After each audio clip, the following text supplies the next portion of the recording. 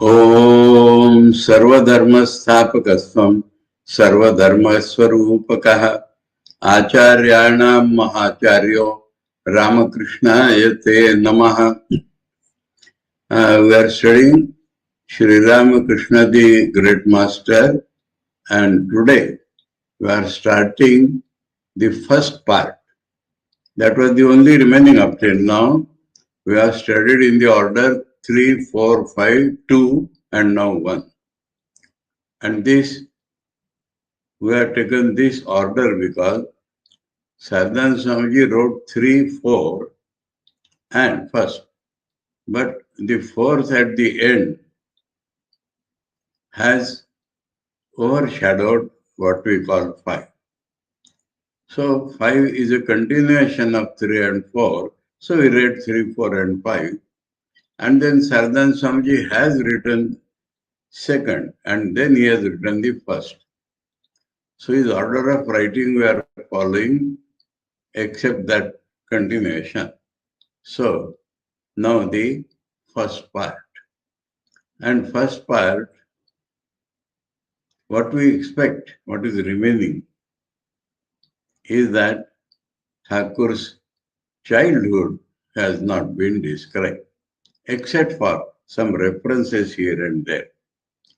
Now, if we find the names, then there is a difference in style of the names, and we must think about that also. We have studied what is called Guru Bhav, Sadhak Bhav, Divya Bhav. Why this volume is not called Balya Bhav? Instead of that, it calls Balya Jivan. In English, it is called historic background and early life. Early life. In Bengali, Balya Jivan. Life of the childhood. But not Balya Bhav. So you must think of it. And the answer will not be very difficult to find once you think of it. Because this Balya Bhav was present from the beginning to toward the end, up to end, if we call it an end.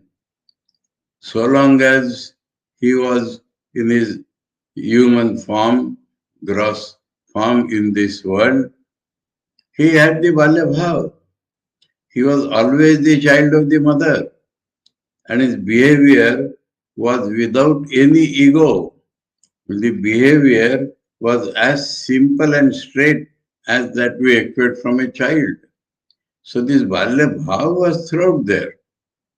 And that is, if they call this portion as Balya Bhav, then it would be a mistake. So that is the reason we think that why it is not called Balya Jivan, Balya Bhav. Now, Historic background and early life, it says. In Bengali, Purva Katha or Balya Jivan. Purva Katha. Now this Purva Katha, so far as Sri Ramakrishna is concerned, we see two different streams in this Purva Katha. Here it is called historic background. Historic background of what? Historic background of whole world. Historic background of India and historic background of the other, the child. Both are described here. And that is why the Bengali says Purva Katha. Purva means before his advent, the story of before his advent. Now, his life has impacted the whole world.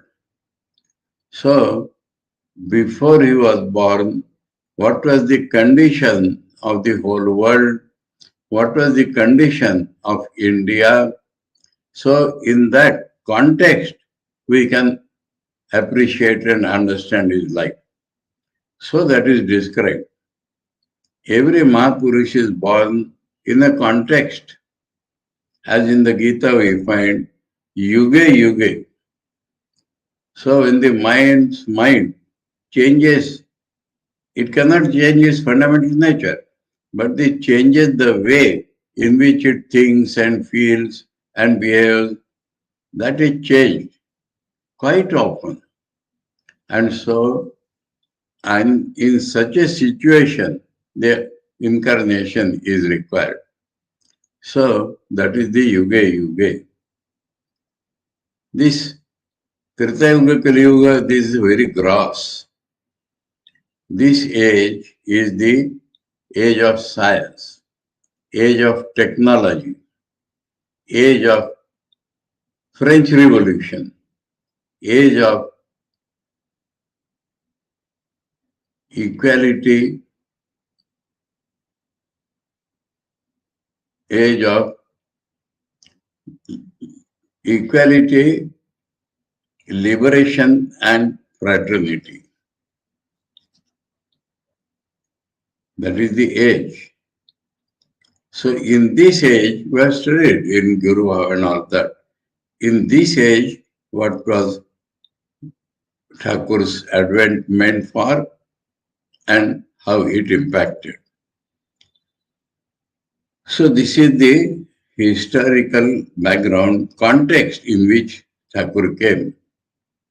And the other background is what were his grandfather doing, what was his father doing, where they were living, how they came to this village, how Thakur was born, all that is also historic background. And both of them are described here so that we can understand the personality of Thakur. And early life, that means we have seen in the sadhana bhav. The first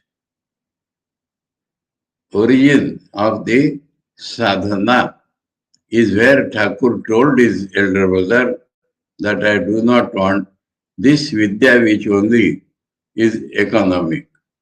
I want that knowledge which makes a life of man fulfilled. So from that point is counted Thakur's sadhana. And Guru Bhav has seen the same period is Guru Bhav. So sadhana starts and Guru Bhav starts. That is the unique nature of avatar's life. So before that, Thakur's age was 17. So up to 17, what did he do? From 14, we know that he came to Calcutta. But before that, how many specialities were there? And one thing is that so many things were natural in him. For us, they are to be acquired by constant struggle. And that is why this early life is important. Because he is God as man, so there were certain traits which conducive to the spiritual progress of man were already in him, because he is showing the fruit of spirituality itself as a divine consciousness. And those things are cherished by man. Those things are essential in man. So we have to learn quite a bit from Thakur's childhood behavior. So mental analysis of Thakur will be done by Saradananda in those days, and we have to follow it as sadhana. That is why we have to study this Thakur's Balya Jiva. So now, where we start, in every volume we have started from author's preface. So here, I think you have found out by now, this page you see, part 1, and immediately as you turn this page, we'll get preface. So there we have to start today, because it is author's preface. And we are studying not only the biography of an avatar, we are studying Rishi Vakyas. Saradananda Swamiji is a great Rishi. And so, whatever he talks is for our conducive to spiritual progress. And that is why we are studying. So this preface being by him, we are studying. By the grace of God, see, first sentence, first few words, what they tell? By the grace of God, the first part of Sri Ramakrishna, the great master, is now published. So every action of man, spiritual action especially, happens only by the grace of God. That is the lesson this preface is conveying by the first sentence. So if we are able to do something spiritually, it is nothing but the grace of God. So that is the lesson this first line is giving. Sadhana Swamiji, like sage, says that by the grace of God, the first part of Sri Ramakrishna, the great master, is now published.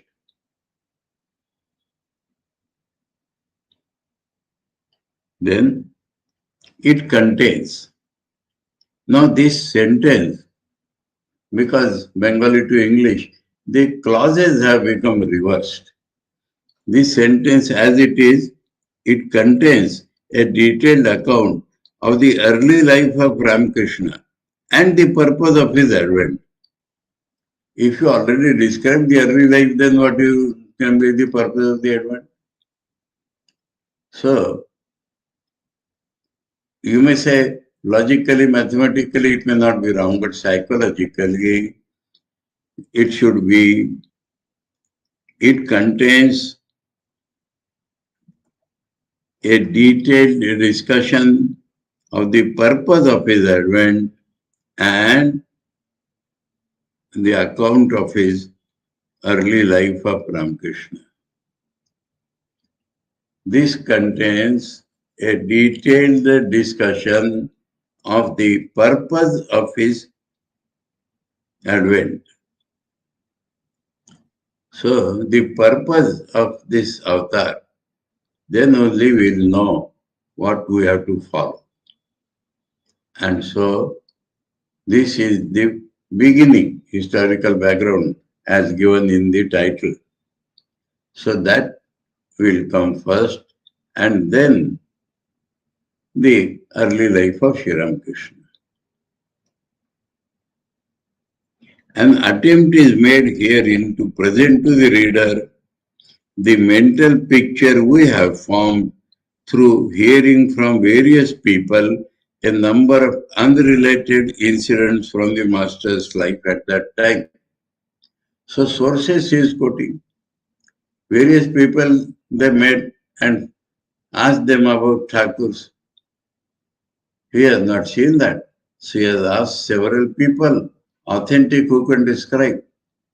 No, they have not written a chronology of his life. As we will find in the Gospel, it was after Mahendranath Gupta, M, or the teacher, came to Sri Ramakrishna. Before that, we do not find a chronology. It was his idea, diary writing, memory. So we get chronology from that point. Though Saradananda Swamiji is not much enamored of chronology, but the chronology we get there. And connection, he has said it lacks connection. So connection, Saradananda Swamiji has formed from the chronology he got. Now here, people have no chronology. So whatever they remember, they went on telling. So narration was unrelated to each other. The events narrated were not related to each other. But Saradananda Swamiji is a sage. So in his mind, he formed a picture. By listening to unconnected stories of Thakur's early life from various people, he connected all that in his mind chronologically as far as possible, connectively as far as possible. So that is what he conveys. Our mental picture, Saradananda Swamiji said, his mental picture from the master's life at that time. Although persons like Hridayaram Mukhopadhyay, who was constantly with him from 14 onwards, but he knew a lot of things in Thakur's early life also. Ramlal Chattopadhyay is Thakur's nephew, so he knows a lot of things about Thakur and others. And there were people from the village also, gave as much help as they could. They were cooperative, but for ascertaining the correct dates of certain events, there still remains in places some doubt on such points. He has clearly mentioned that the sequence and chronology we have to the best of our ability described connectively, but there remains some doubt. But why is mentioning that? They could not produce the horoscopes of Sri Ramakrishna's father, so we do not know the exact birthday. His elder brother and other near relatives, but they gave instead the approximate dates of certain events connected with the master's life, saying, for example, at the time of Sri Ramakrishna's birth, his father was 61 or 62 years old. Ram Kumar, his eldest brother, was his senior by 31 or 32 years, and so on. So approximately they have tried their best, but some doubts remain. Nevertheless, that is the main purpose of telling this. Nevertheless, the reader will be convinced when he reads the 5th chapter of this part. The name of the 5th chapter is A Great Soul is Born. That there is no doubt regarding the date of the birth of Sri Ramakrishna as recorded therein in that 5th chapter. Because there existed a doubt. We have been reassured about this and many other events recorded in this book by the master's own words. So various people, including the master, some of which were heard by the author himself. So he has heard, his friends have heard. It is to the master, therefore, that we are beholden for this information. When we first set about describing certain periods of his life, it seemed impossible for us to narrate the events of his childhood and youth in such a detailed and connected way. Early life, so some portion of youth also. Realizing, therefore, another beautiful lesson to us that it is by the grace of the Lord who makes the dumb wax eloquent and the lame nimble enough to cross a mountain. This he has put in quotation marks. That means this is a famous Sanskrit Hindi shlokas. In Sanskrit, Mukam karoti vachalam pangum langhayate girim yat kripa tamaham vande paramananda madhavam. So that is translated by whose grace yat kripa of the Lord, who makes the dumb wax eloquent. That means nothing is impossible for him. A person is dumb, and then by his grace he would start speaking fluently. And there is a lame man, and if God wishes, he can climb the mountains. So we take these things as miracles, but Saradananda Swamiji takes these things as grace of God.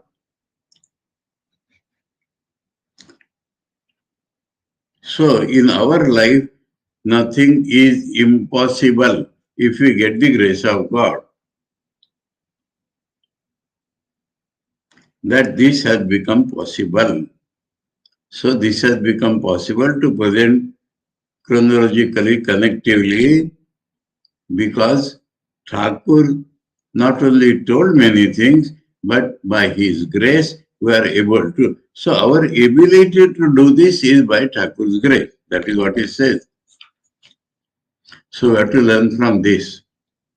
If we are able to achieve any success, it is attributed to God's grace, not our capacity. That has become possible. We bow down to him again and again. Realizing, therefore, we bow down to him again and again. So that is teaching us that with every success or whatever, you have to bow down to him again and again. That means this bowing down is suppressing, subjugating our ego to the will of God. That is called bowing down. Again and again, because that will lead to more and more progress. It may also be said in conclusion that if the reader, after finishing this part of the book, goes through the other parts, namely, as the spiritual aspirant and as the spiritual teacher 1 and 2, he will find the history of the master's life recorded chronologically from the date of his birth to the year 1881, because after this he wrote the Divya Bhav. So if you take the Divya Bhav, then the narration goes up to 1886. Now, this mention also tells us something. Guru Bhav, he had no idea. He wanted to present Thakur's personality only. In Sadhak Bhav, same period, he has written that this is attempt to write biography. So when he understood that Thakur's will is there, Thakur's life has to be presented connectively to people. So from Sadhak Bhav, he understood that and started writing like a biography. And that is why at the end of Sadhak Bhav we had that big appendix. So that is continuing here also. And that is why in the available binding, this has become the first part. So that is the preface. Now after the preface, we turn to, after some photographs here, introduction. In the Bengali, Avataranika.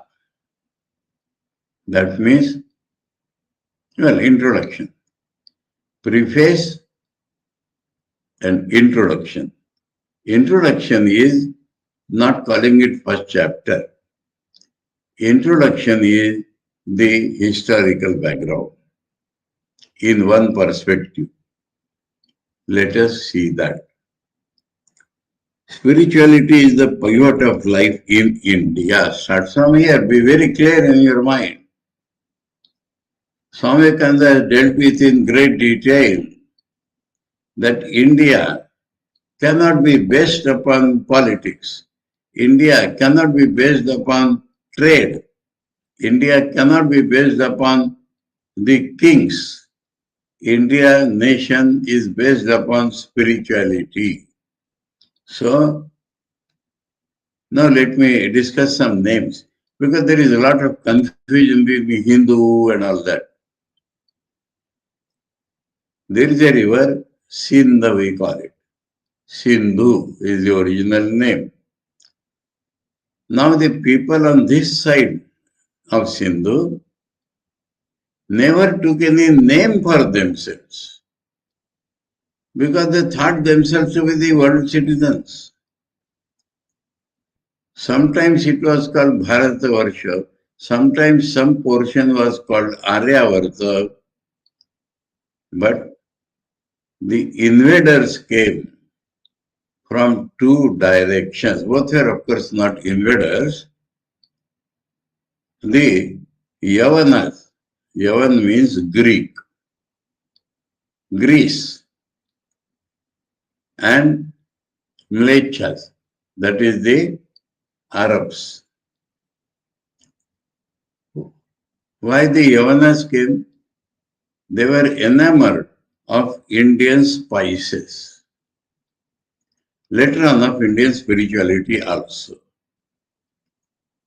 Now, today you will see, for an example, the Assamese people, we call Assam, they call themselves Ahom. Assamese, Ahomi. So, Sa is pronounced as Ha by many people of the world. So, these Arab people, instead of saying Sindhu, called it Hindu. Now, the religion, the culture, the language, everything on this basis, Hindi, Hindu, for language, for culture, then the Yavanas came from Greece. They could not pronounce this Sa and they swallowed it. That means Sa becomes A there. So Sindhu, Indus. Then people living on this side, Indians. So actually, please remember, Indians equal to Hindu. Same thing, the Arabians called Hindu, the Greek called India. So nowadays we call India, that is Bharatvarsha. That is, there is a legend that Bharata was a king and so Bharatvarsha. And Aryans lived predominantly in a place, Aryavarta. But these names are same. So don't differentiate. That is the one point. So India. India means Hindustan. Hindi, Hindu, Hindustan. Now, when we make a compare what is doing, spirituality is the pivot of life in India. Pivot means basis. Pivot means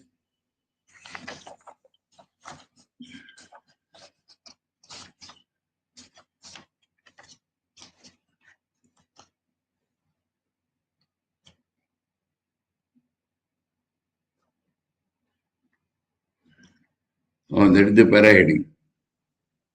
Oh, Dharmai Bharater Sarvasva. Everything which India possesses, what it possesses, spirituality is all that India possesses. Indians think that spirituality is the whole of life. Sarvasva. Everything they possess is spiritual. So, that has been translated as pivot. What has happened here?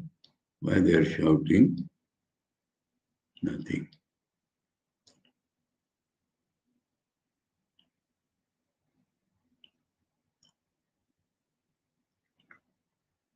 I'll put Sarvasva and find out what would be the other equivalent, and I will go the other way around also.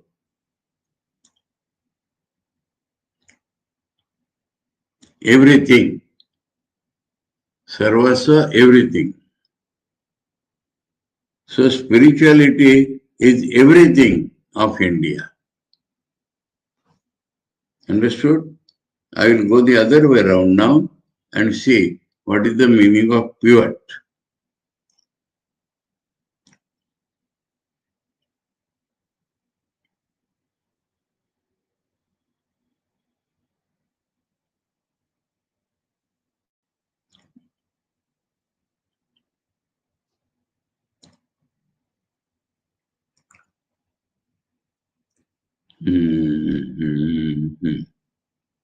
The central or most important person or thing in which something turns or balances. Okay. So you understand now, pivot and everything. Whatever you like to take, you take. Now, how he has arrived at this? When we make a comparative study of the spiritual beliefs and ideals of India and of other countries. So, generalize India, other countries.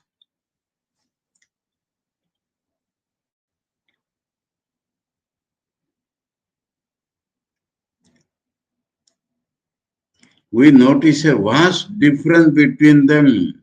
Please remember, India is a special land. Nobody can deny that. From very ancient times, India has taken the entities beyond the senses like God, the self, the next world, etc. What are they? Entities beyond the senses to be real. And that is the main thing. The majority in the West saying that is imagination. India think that is real. Remember, that is India. India here represents a sadhana to be real and has employed all its efforts to their direct realization. Two things. He thinks that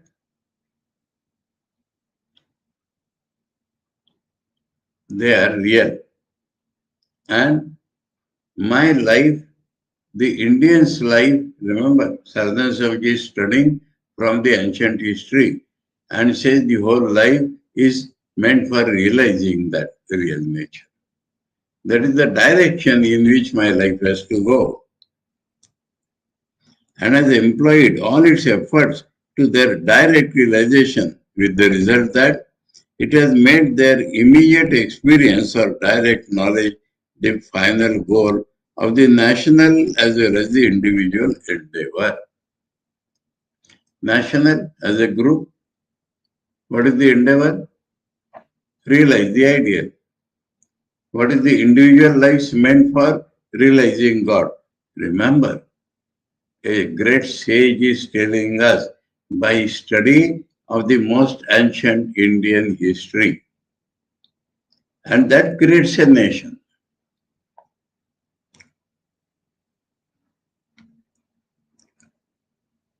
So final goal. That means I'll be a doctor, I'll be an engineer, I'll earn money. They are not at all final goals. Remember, suppose I earn, suppose I'm able to earn. Has it fulfilled my life? Has it given me anything worthwhile in life? Can it be my final goal of life? Final goal means getting which I do not want anything else. Then that can be called the final goal.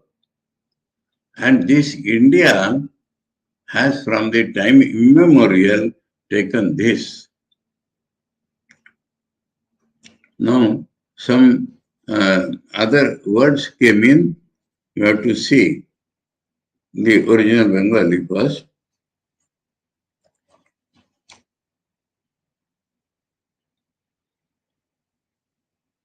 Dhruva Satya Gyane. Dhruva Satya Gyane. Oh, so something is missing. In English, he has taken the entities beyond senses to be real.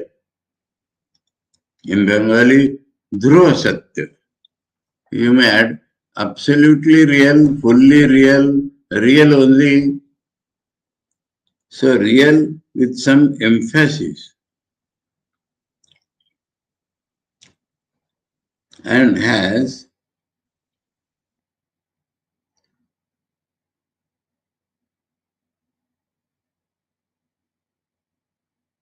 ध्रुव सत्यगाने प्रत्यक्ष पूरिते. That is direct realization. Okay.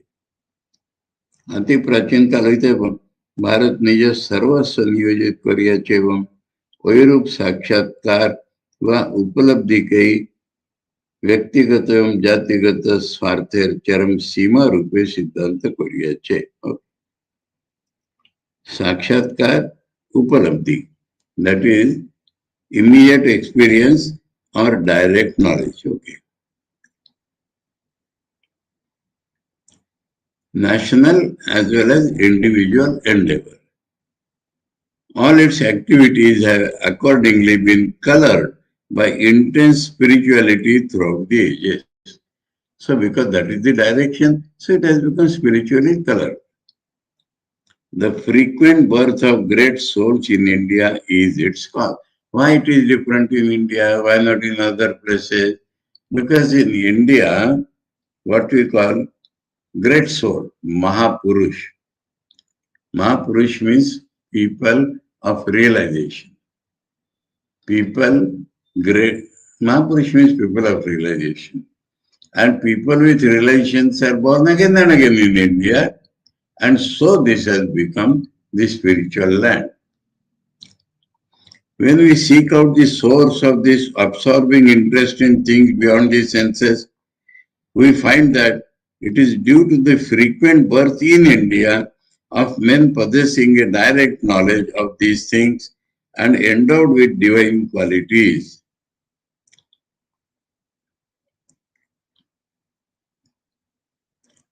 Direct knowledge of these things, frequent birth, and endowed with divine qualities. So such people are born in India again and again, again and again. Not that they are not born in other countries, but rarely born, after a long gap born. So in India, such people are born frequently. Two things he is telling: direct knowledge and divine qualities.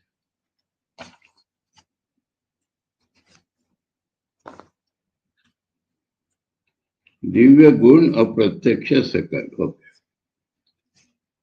India came to acquire a firm faith in their extraordinary visions.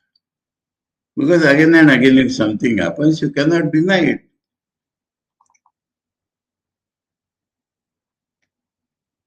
And unique manifestations of power. Along with this rise of consciousness, power also is generated. The subtler the consciousness, more power it contains.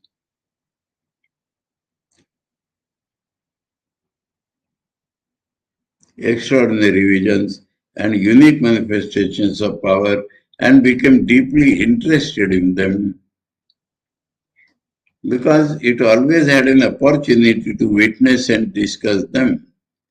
So, when we see again and again these people, then we discuss about them. So, then it becomes our interest.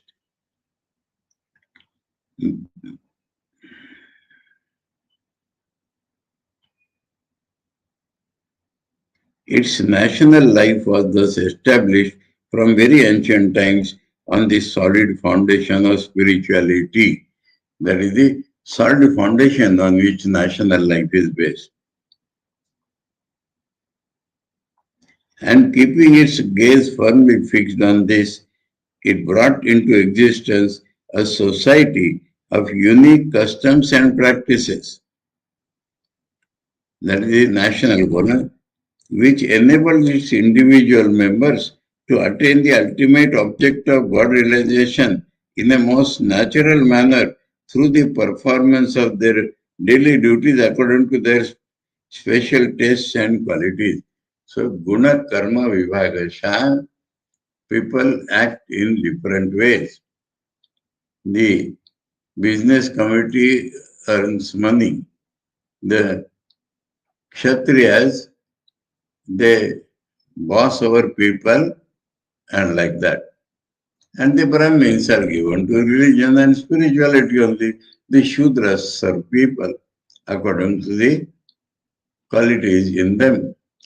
Now, the point is that you may do whatever, but with that, if you worship God, then you attain God. You attain spirituality. That is the Indian idea. So Brahmins doing their work to attain spirituality. Kshatriya, Vaishya, Sudra, common goal is spiritual life. And means is their special activities.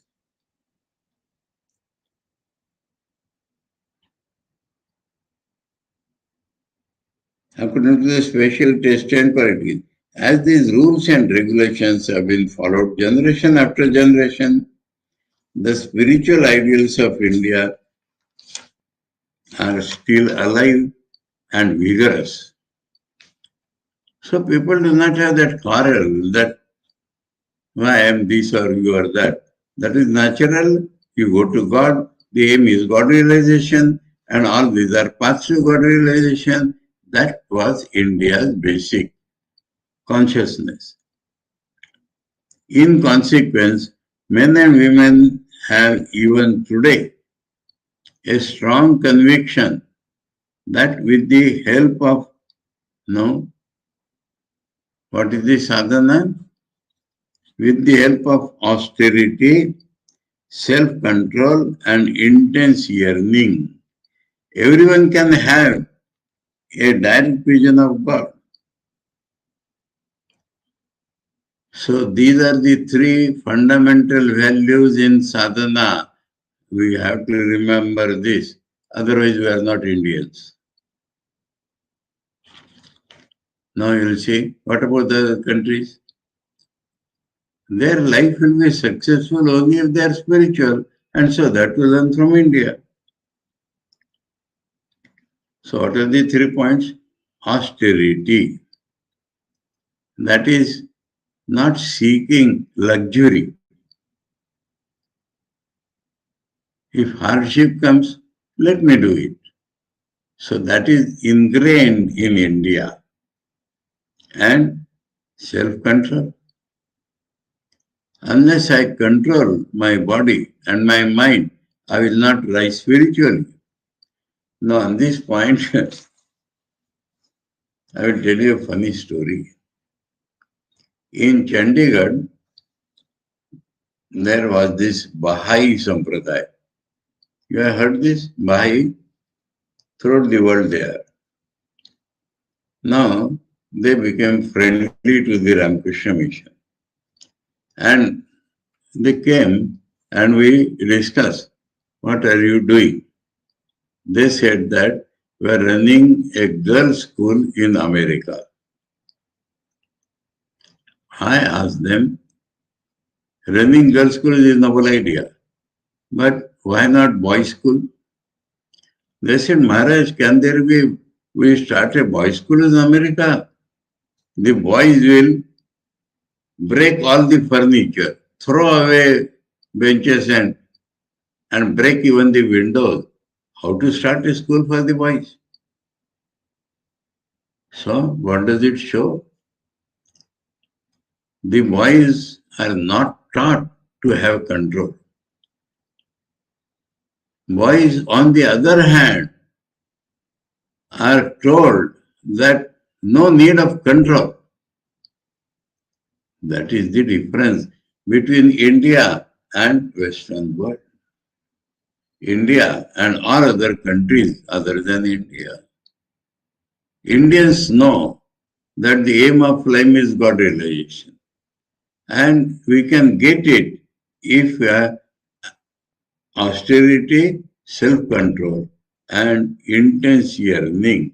That is the main thing. If you are intense yearning for God realization, you will get it. These Indians know from the beginning because they have seen Mahapurushas struggling intensely to get spirituality. Mahapurushas throwing everything else and adhering to spirituality in India.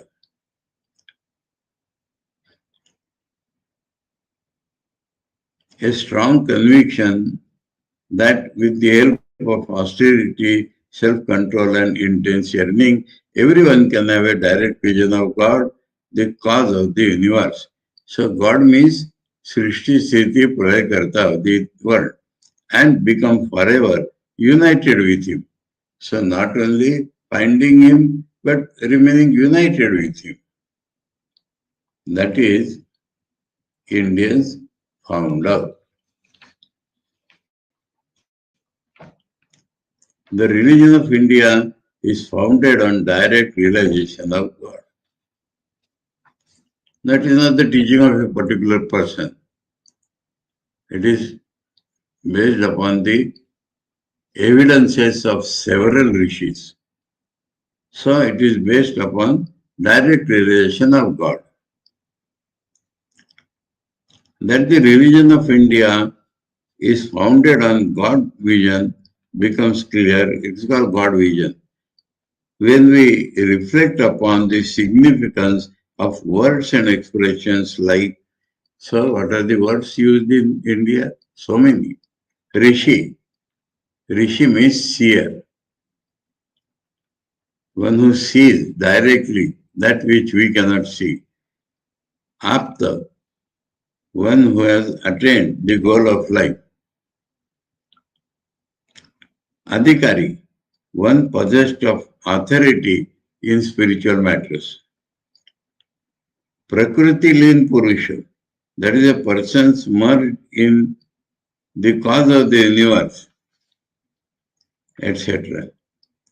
These names have been used since Vedic times to describe the teachers who came to re-establish religion in India.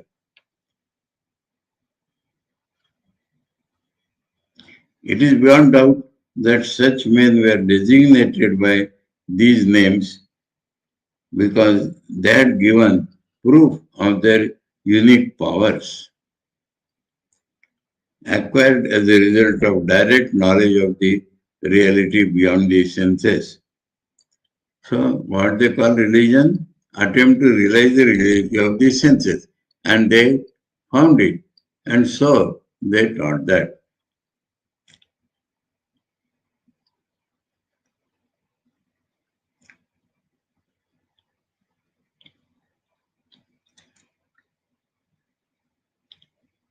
These names have been used since Vedic times to describe the teachers who came to re-establish religion. That means if religion has met with Glani, these people come and revive it. Why? Because they have these qualities.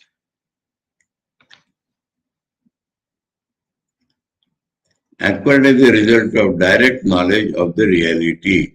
So these powers, etc., come due to the direct realization of the reality beyond the senses.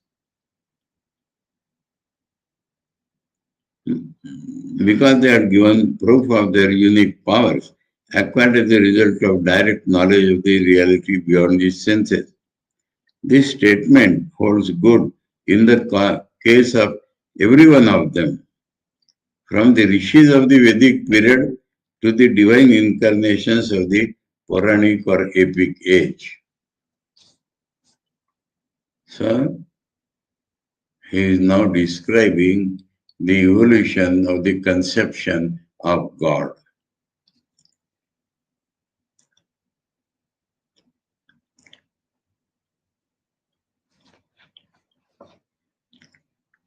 The origin and development of the idea of the divine incarnation, Ishvara has the control of a cycle, is found in the Sankhya Philosophy. So, he mentions here Sankhya Philosophy. Now, it is similar to physical science and it is very much different from physical science. Physical science methods are observation, generalization. They are the methods used by Sankhya also. But their observation is by scientists' observation is only by five senses. And their observation, Sankhya, goes beyond everything. That is the difference.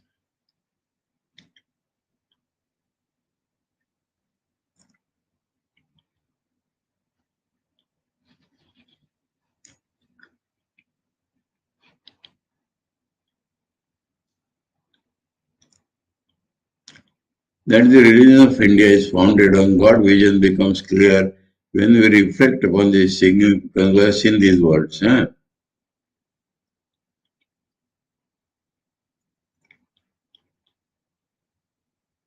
These names have been used since Vedic times to describe the teachers who came to re-establish religion. It is beyond doubt that such men were designated by these names because they had given proof of their unique powers, acquired as a result of direct proof of knowledge of the reality beyond the senses. This statement holds good in the case of every one of them, from the rishis of the Vedic period to the divine incarnations of the Puranic age. So, names, according to more and more they were able to judge, they are named. Vedic age, rishis. Puranic age, divine incarnation.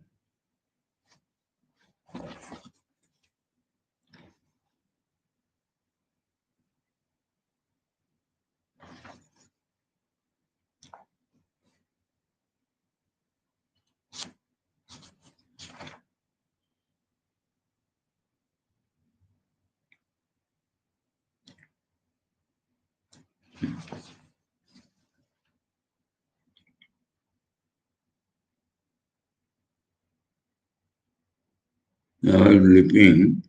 Puranic age, he has given in the bracket epic. Epic in English is a long poem. Puranic age means the age where the truth was described through stories. We can take it like that. The truth was described through stories, that is the Puranic age. Truth was described as subtle experiences in the Upanishadic age.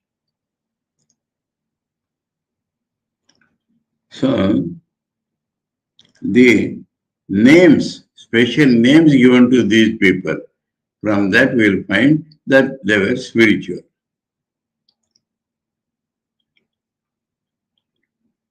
So, one announcement, tomorrow is Sunday and Monday is 15th August, Independence Day.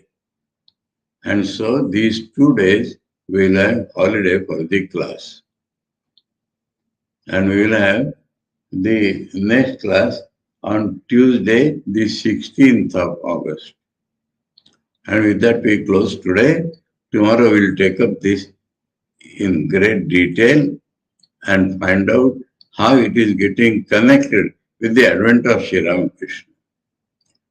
Om Sarvadharma Sthapakaswam Sarvadharma Swarupakah Acharyanam Mahacharyo Ramakrishna Te Namah.